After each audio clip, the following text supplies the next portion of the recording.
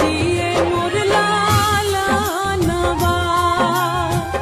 आरजी करिले माई पूजिले चरणवा